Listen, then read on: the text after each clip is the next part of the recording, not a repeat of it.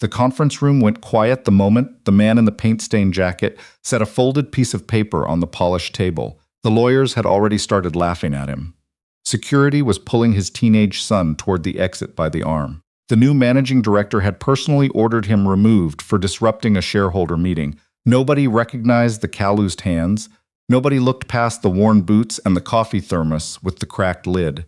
They didn't know they'd just humiliated the man whose name was on the original deed, the silent co-founder who'd walked away 8 years ago when everything fell apart. The man who still owned 41% of everything they thought was theirs. If you want to know how a small-town builder took back what was stolen from him, stay until the end. Fiona Merritt noticed the man first from the glass corridor above the lobby. She was 3 minutes from a board presentation that would determine whether Caldwell Construction expanded into commercial real estate or spent another 2 years treading water. She didn't have time for whatever was happening on the ground floor. But something made her stop. The man was maybe 50. Work jacket, jeans with a faded crease from ironing, boots that had seen a decade of job sites. Beside him stood a boy, 15, maybe 16, holding a backpack against his chest like a shield.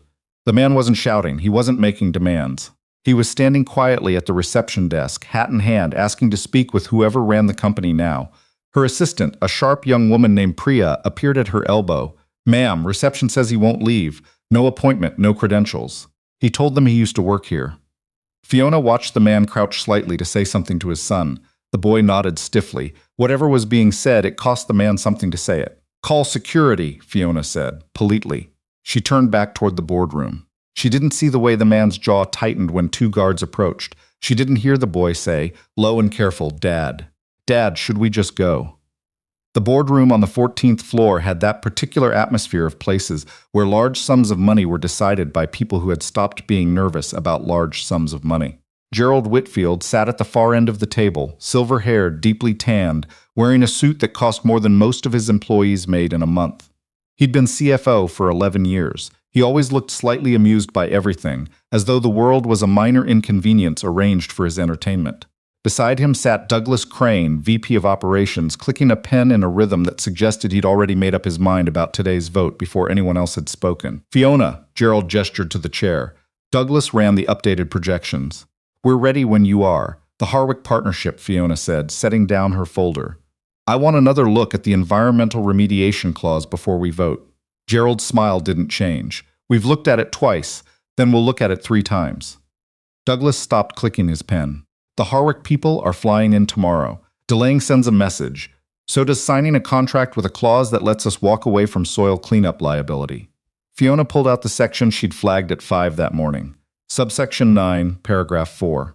Remediation obligations may be renegotiated upon mutual agreement of both parties within the first 18 months. "That's not a partnership clause. That's an exit ramp." "It's standard language," Gerald said. "For who?" Before he could answer, Priya appeared in the doorway.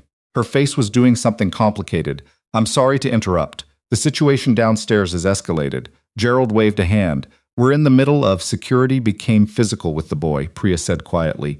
Fiona was already on her feet. What she found in the lobby was controlled chaos wearing the costume of professionalism. 2 guards flanked the man. A third had the boy by the upper arm. The boy was 16 at most, and he was not crying. He was doing something harder than crying, which was holding himself very still and staring at the middle distance so he wouldn't have to react. The man's voice had not risen. "He's a minor. You take your hand off my son. Sir, you need to. He's 16 years old. Take your hand off him now." Fiona descended the last 4 steps. "Let the boy go." The guard looked up. Ms. Merritt, he came in with..." "I can see what he came in with. Let him go." The guard released the boy's arm. The boy stepped immediately to his father's side, and the man put one hand briefly on his son's shoulder. The gesture lasted maybe 2 seconds. It was enough. Fiona looked at the man directly. "I'm Fiona Merritt. You wanted to speak with someone in charge?" "Yes." "Then talk." The man glanced at his son. Then he looked back at her. "There are financial irregularities in Caldwell's land acquisition contracts from the last 4 years. I can document them. I came here to give you the chance to handle it internally before I go anywhere else." From behind her, Gerald's voice cut across the lobby. "Oh, for the love of..." She hadn't heard him follow her down. He stood at the foot of the stairs with Douglas, both of them wearing the particular expression of men who had decided something was beneath them. "Fiona." Gerald's voice had gone paternal. "The man's a day laborer. Look at the jacket." "I'm not a day laborer," the man said. Then what are you? Because you walked in off the street without an appointment, with a teenager, making accusations about a company you clearly have no connection to. So help me understand what exactly you think gives you the right to waste our time. The boy's head turned slightly. He was watching his father. The man's expression didn't change. His voice didn't rise. I built this company. That gives me the right. Gerald laughed. It was a short, dismissive sound, the kind designed to make the person it was aimed at feel ridiculous for having spoken. Conference room, Fiona said. Both of you go back upstairs. Now Fiona, now Gerald. They went. She turned to the man. You have 15 minutes. Come with me. The conference room she chose was small, practical, the kind used for vendor meetings and insurance claims. She gestured to a chair. The man took it. His son sat beside him, backpack on his lap, watching Fiona with the guarded attention of someone who'd learned not to trust quickly. Talk, Fiona said. Your VP of Operations has been approving land acquisition contracts through a shell company called Meridian Site Solutions. The payments started small. In the past 2 years, they've gotten larger. Total diverted, somewhere between $18 and $22 million, depending on what auditors find when they dig into the sub-accounts. Fiona went still. That's a significant accusation. It's a documented one. The man reached into his jacket and placed a thumb drive on the table. Contracts, wire transfers, the LLC registration for Meridian, which is registered to Douglas Crane's brother in Tempe, Arizona. She stared at the thumb drive. Where did you get this? I've been watching this company for 3 years. Why? He looked at her steadily. Because my name used to be on the letterhead. She didn't say anything for a moment. You're going to have to be clearer than that. Caldwell Construction was co-founded by 2 people in 2003. Robert Caldwell, who died in 2016, and his business partner, who took a leave of absence in 2015 after a family situation and was quietly pushed out of his remaining operational role while he was dealing with it. The man paused. I'm the part. She looked at him, at the jacket, at the worn boots, at the boy sitting beside him, who was chewing the inside of his cheek and staring at the table. Your name, Fiona said. Warren Lyle. It hit her the way certain pieces of information hit you. Not with shock, exactly, but with the particular sensation of a key turning in a lock you didn't know was locked. Warren Lyle. She'd seen that name twice. Once in the founding documents she'd reviewed when she took the CEO role 18 months ago, and once in a brief, strange footnote in the company's restructuring records, where his equity stake had been reclassified as a NAIC without any board vote she could find recorded. Your shares, she said slowly. Still mine. No one ever bought them out. They reclassified them on paper, but paper doesn't change a deed. He looked at her. I own 41% of this company, Miss Merritt. I have for 22 years. And for the last 3 years, I've been watching 2 men loot it from the inside while I figured out whether I had enough to prove it. His son looked up for the first time. He does, the boy said quietly. He's been working on it since before I started high school. Warren glanced at his son briefly, then back at Fiona. Something in his expression was impossible to read. Not triumph, not anger, something older than either. Why come to me? Fiona asked. Why not go straight to the board? Or to authorities? Because I don't know yet which board members knew. He picked up the thumb drive and held it out to her. But I've watched you for 18 months, since you took over. You've pushed back on 3 contracts I could identify. You flagged the remediation clause this morning. I know because I still have access to the preliminary agenda distribution list, which nobody ever revoked. And you came down here yourself instead of letting security handle it. She hadn't expected that. I almost didn't, but you did. He set the thumb drive on the table between them. Look at what's on that tonight. Alone. Don't tell Gerald, don't tell Douglas. When you've seen it, call the board chairman directly. The boy, who had been quiet, said without looking up. His name is Lyle, by the way. In case that was going to be your next question. Warren almost smiled. My son, Theo. Fiona looked at the boy. Theo looked back at her with the eyes of someone who'd spent years watching adults make decisions about things that affected him and had learned to pay very close attention. I'll look at it, Fiona said. That's all I'm asking. She walked them out herself, past the front desk where the receptionist, a woman named Carol, who had been with Caldwell since the Robert years, watched them go with an expression Fiona couldn't quite interpret. Not suspicion. Something closer to recognition. Fiona returned to the boardroom. She got through the rest of the meeting on autopilot. That night, alone in her office at 9:30, she inserted the thumb drive. She read for 2 hours before she had to stop and sit quietly, with her hands flat on the desk, breathing. She read for another 2 hours after that. Douglas Crane had been running payments through Meridian Site Solutions since 2021. The company existed entirely on paper. Its registered address was a UPS store in Tempe. Its sole listed officer was a man named Kevin Crane, Douglas's younger brother, who had no background in construction, real estate, or anything adjacent to it. The payments were routed as site assessment consulting fees. 18 contracts over 4 years. Total, just over $20 million. Gerald Whitfield hadn't run the scheme, but there were 6 emails that made clear he knew it was happening. He'd flagged one payment internally as unusual in 2022, and Douglas had responded with 3 lines that weren't quite a threat and weren't quite a reassurance, just enough of both that Gerald had let it go and never flagged it again. The Harwick Partnership. She found it on the 4th document. The contract language she'd flagged that morning, the remediation exit ramp, wasn't standard language at all. It had been inserted by Douglas at Harwick's request in exchange for a side agreement that routed a separate consulting fee to a third company she'd never heard of. That company's registered agent was a law firm in Phoenix. The law firm's client list wasn't public, but the payment records showed the money landing in an account held by a trust. The trust's beneficiary was Douglas Crane. Fiona sat back in her chair and looked at the ceiling for a long time. She called the board chairman at midnight. His name was Arthur Pell, 73 years old, semi-retired, the kind of man who still answered his phone because he'd come up in a generation that considered not answering a form of rudeness. "Tell me everything," he said, and she did. When she finished, there was a long silence on the line. Then Arthur said, "The man who came in today, what did he look like?" She described him, the jacket, the boots, the steadiness. Arthur was quiet for a moment. "That's Warren," he said, and his voice had something in it she couldn't name. "I wondered when he'd come back. You knew him." "I was on the original board. I watched him leave. I watched what happened to his steak afterward, and I should have stopped it, and I didn't because Robert Caldwell was my friend, and I believed him when he said Warren had agreed to step back." Arthur's voice was dry. Warren had not agreed to anything. He was sitting with his wife while she died, and people were signing papers he didn't know about. The phone felt very cold in her hand. His wife died? Cancer. 2015. His son was 7. Warren took 8 months away from the company. When he came back, he'd been restructured into a non-voting advisory role by people who assumed he was too broken to fight about it.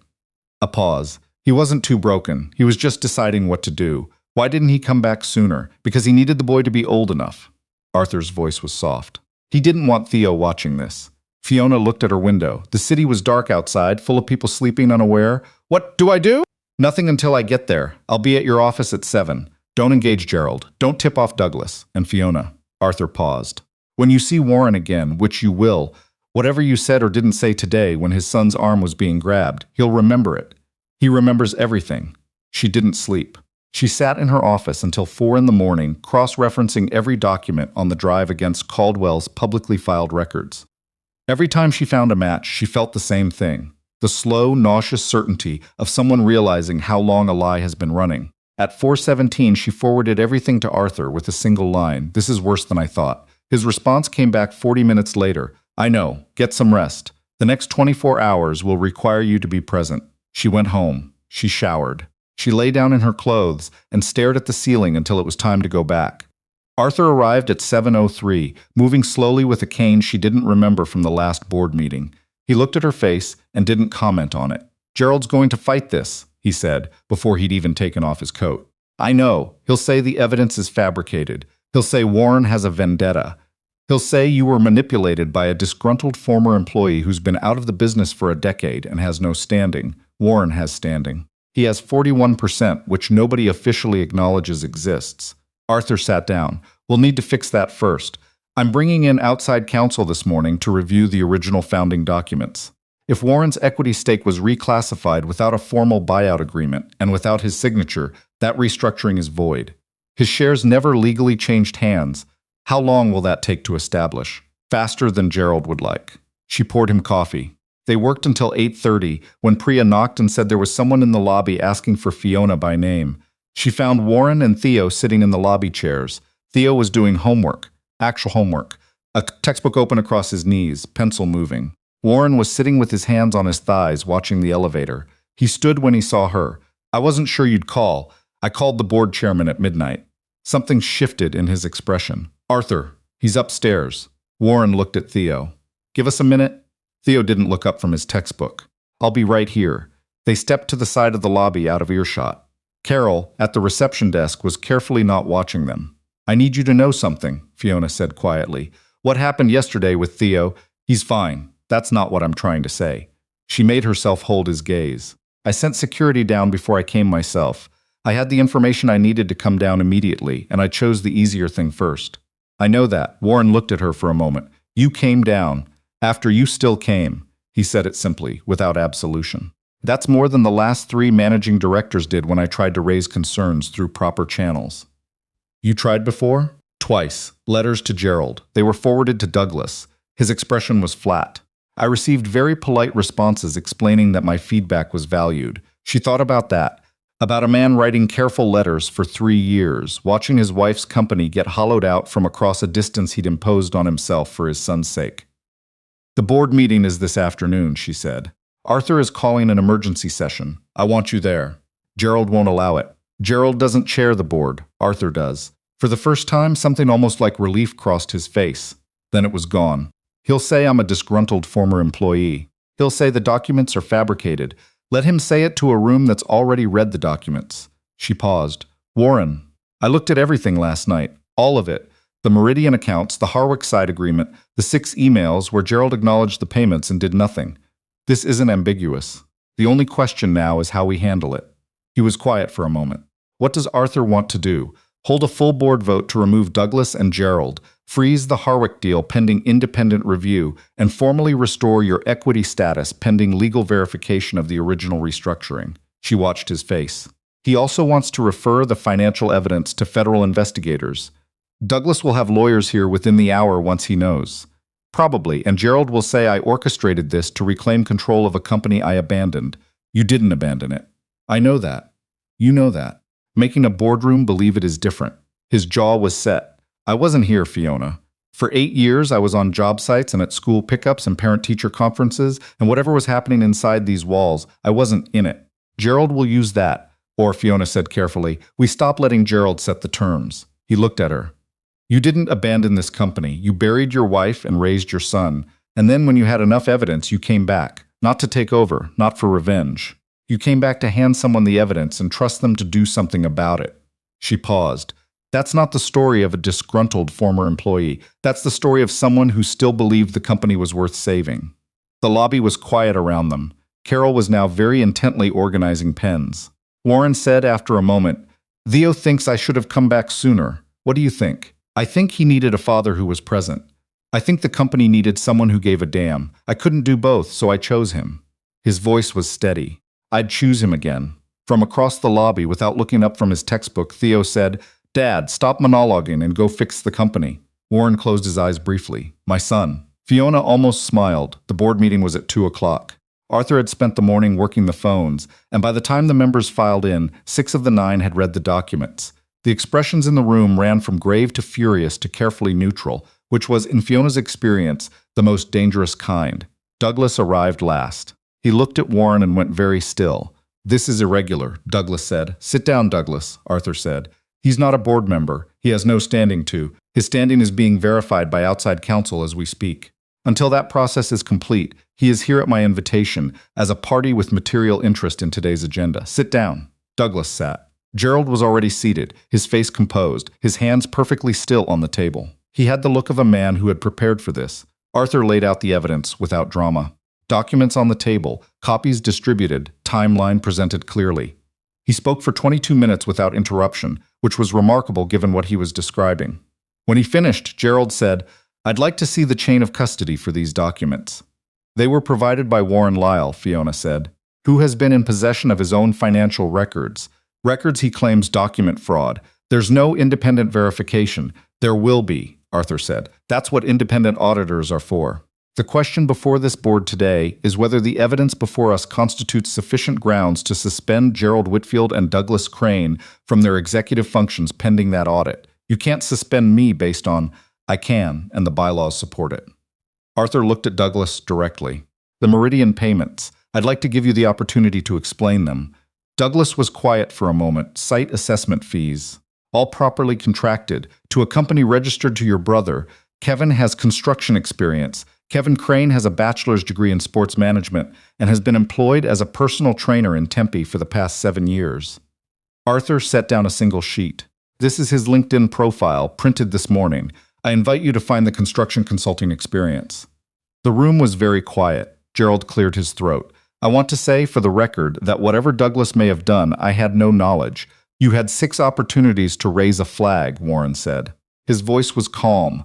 It was the calmness of someone who had been waiting a long time to say something in the right room. I can show the board the emails where you identified one of the Meridian payments as irregular, received a response from Douglas that didn't explain anything, and signed off on the following quarter's budget without raising the issue again.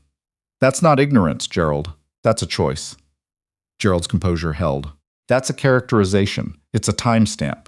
The vote came 40 minutes later, 7-2 in favor of suspending Gerald and Douglas pending audit and investigation. Both of the opposing votes came from board members with long personal relationships with Gerald. They looked uncomfortable as they raised their hands, but they raised them. Security, different guards than yesterday. Fiona had made sure of that. Walked Gerald and Douglas out of the building at 4:15. Douglas went quietly, which was somehow worse. Gerald paused at the door and looked back at the table. You don't understand what you've done, he said. This company's growth model for the next 5 years depends on the Harwick partnership. Without it, you're going to spend 18 months untangling contracts you don't have the capital to renegotiate. We'll figure it out, Fiona said. You say that now. I say it with the books in front of me. She held his gaze. We'll figure it out. The door closed. The room breathed. Arthur said, we need a plan. They spent the next 2 hours building one. The Harwick deal would be frozen pending independent review. An outside audit firm would be brought in, one with no prior Caldwell contracts, to go through every acquisition from the past 4 years. Everything Douglas had touched would be verified. Everything Gerald had signed would be reviewed. It was going to cost money they didn't have and take time they didn't have, and the press would find out by morning at the latest. The board needs to hear from Warren directly, Arthur said at one point. Everyone looked at Warren, who had been sitting quietly at the edge of the table. Theo installed in the corner with his textbook and a vending machine sandwich someone had found for him. Warren looked back at the board. I'm not coming back as managing partner, he said. I want to be clear about that up front. The room shifted. My son starts his junior year in August. I've missed things I can't get back. I'm not going to miss what's left. He looked at the table, then back up. But I'll use my shares to support the audit. I'll be available for legal verification. I'll provide whatever documentation investigators need.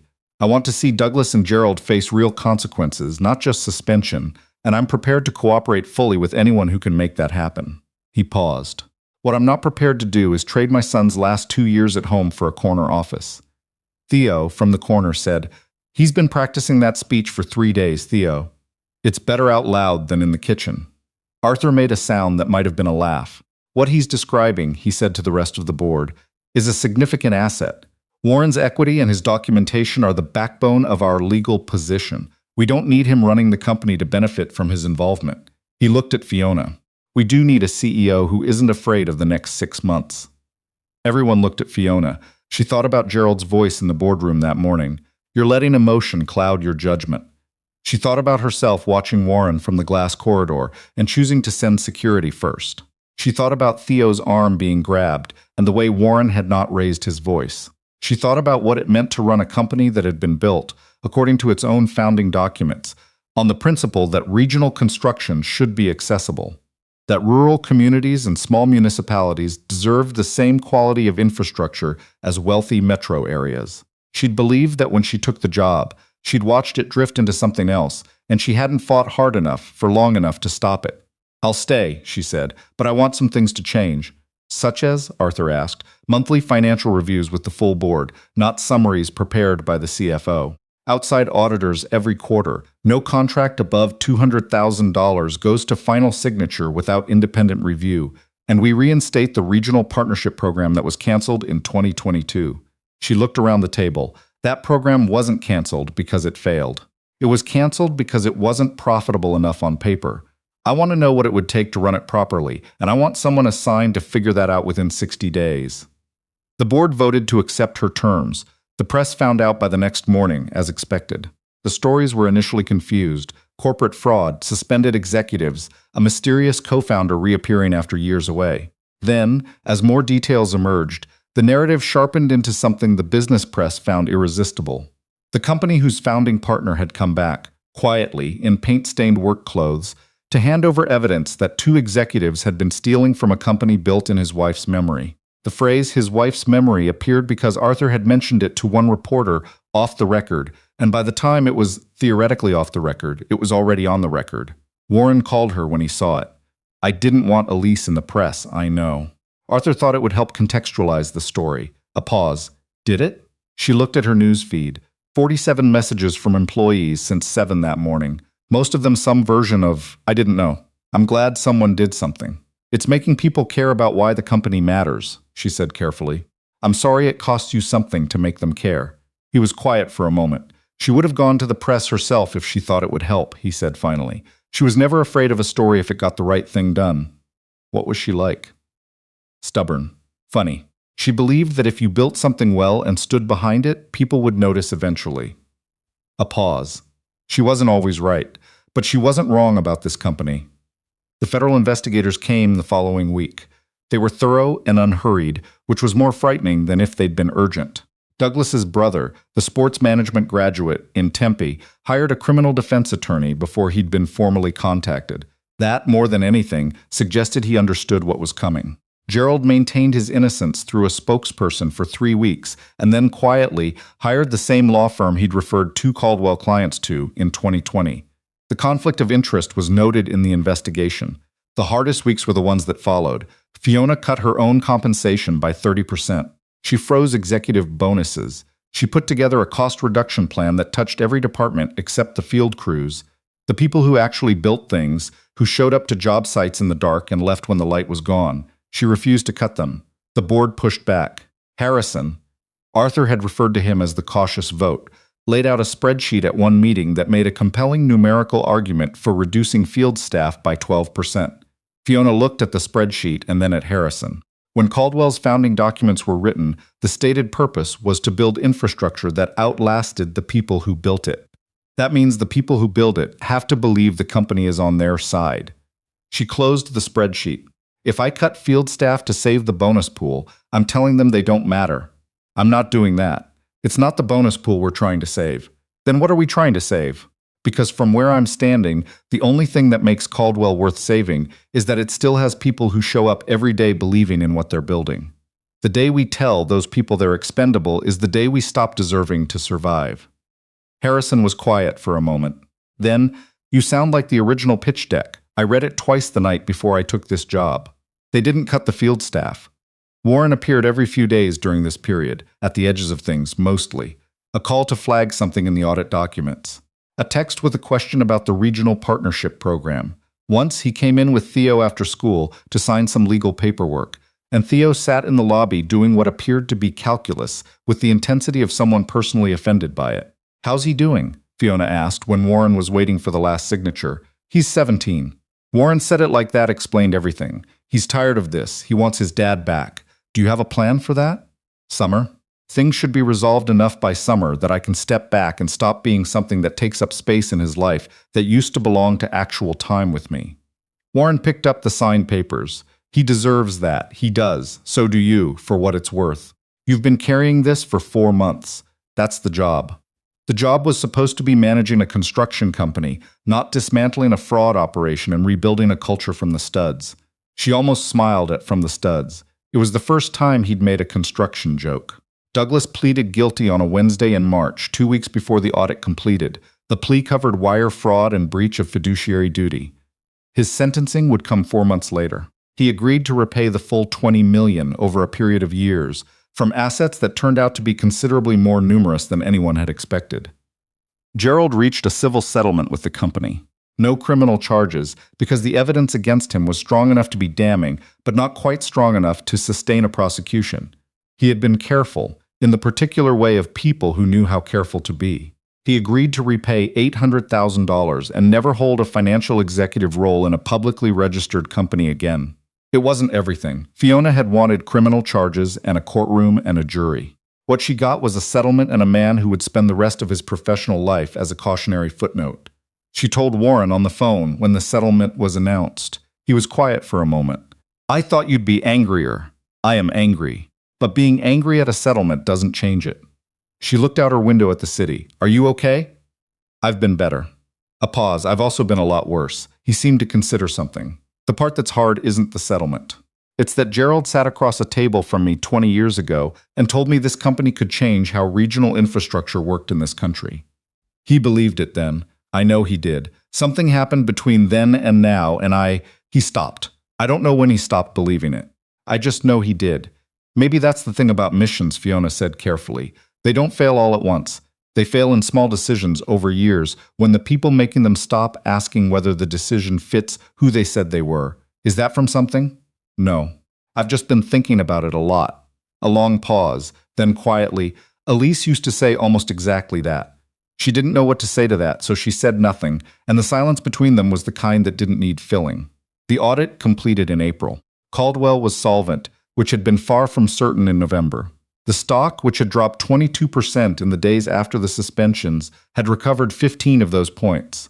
3 investors who'd pulled out in the early chaos came back quietly, through intermediaries, with offers structured to suggest they were doing Caldwell a favor. Fiona declined 2 of them. The third had language she could live with. She called Warren when the audit results came in.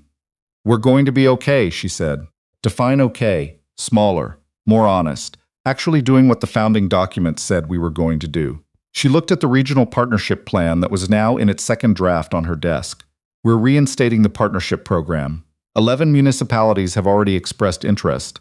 2 of them are places we withdrew from in 2022 when Douglas decided they weren't profitable enough. Warren was quiet for a moment. He pulled out of Crestvall County? Yes. They were building a community center. The whole project was contingent on the cost savings from our energy-efficient construction model. I know. I called the county supervisor last week. They're still interested. They thought we'd given up on them. She paused. We hadn't given up on them. We just temporarily become the kind of company that acts like we had. Not anymore? Not anymore. She heard something shift in his voice. Not quite emotion, something quieter. Thank you for coming back to that, he said. For caring about the things that were supposed to matter. You came back first. You handed me a thumb drive and trusted me to do something with it. I trusted you because you came downstairs. Eventually. Eventually counts. He paused. Fiona. About the board seat. She'd offered him one formally 2 weeks earlier. He hadn't answered. I'm going to decline it, he said. I want to be involved. I want to know the regional programs are working. Want to see the audit results each quarter. Want to be someone you can call when something feels off. But I don't want to be in the room every week. I've got a kid who's 17, and then he'll be 18, and then he'll be gone. A pause.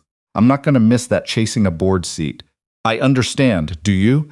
Because I know what people in your position usually think when someone with 41% declines the seat. They think he's unstable, or he doesn't trust us, or he's holding the shares as leverage, or, Fiona said, they think he's a person who knows what matters to him and is acting accordingly. A beat. That's a generous read. It's the accurate one. There was a long pause. Theo's asking if the company has summer internships.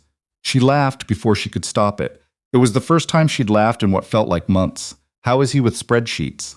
He's 17. He thinks spreadsheets are morally questionable. He'll fit right in. We're rethinking all our metrics.